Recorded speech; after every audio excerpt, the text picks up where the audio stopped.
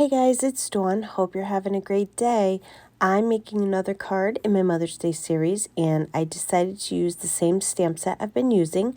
Although it's the same stamp set, I made a completely different style card again, just to show you how versatile it can be. The stamp set is the Mom's Layered Flowers, and I just love this set, obviously, because it is very versatile. I'm using the connected heart frames with it, and I'm using the sprinkle scallop rectangle die. And in case you haven't seen my other videos, this was the first card I made with the stamp set. I did some watercoloring for the background, and I colored the flowers with my colored pencils. The second card I made is clean and simple, and I just did some heat embossing with some stamping. And then here is the card I made today using it. As you can see, all three are completely different and they have their own uniqueness about them. So let's get started so I can show you what I did. First, I cut a piece of white cardstock to 8.5 by 5.5, and I scored it at 4.25 for my base. Then I cut the largest sprinkled scallop rectangle from some white cardstock. And I die cut 3 of the connected frames from white cardstock also. And to save some time, I stamped a bunch of the flowers onto some white cardstock off screen, and I cut them out with my brother's Scan and Cut.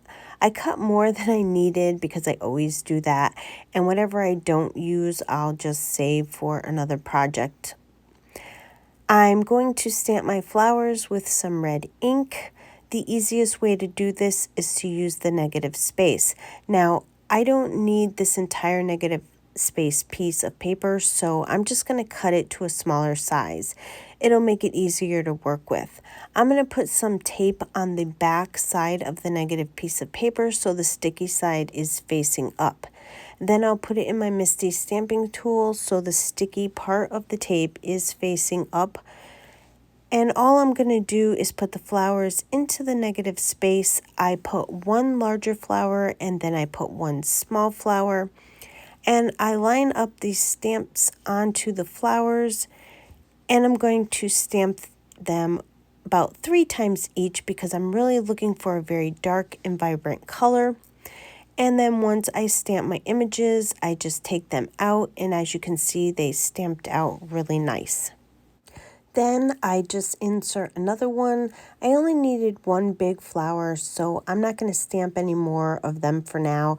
I just keep putting the little flower in the negative space, and when I'm done stamping, I just keep moving to the next one. I just do this until I have all the flowers that I want, and when I'm done with all of my stamping, I'm going to save the negative piece in the back of my stamp set, and I'm going to save all the flowers, and I'll use them for another project on another day. Now I'm going to stack all of the white heart die cuts together. By doing this, it will add dimension to the card, and then I'll just set them aside.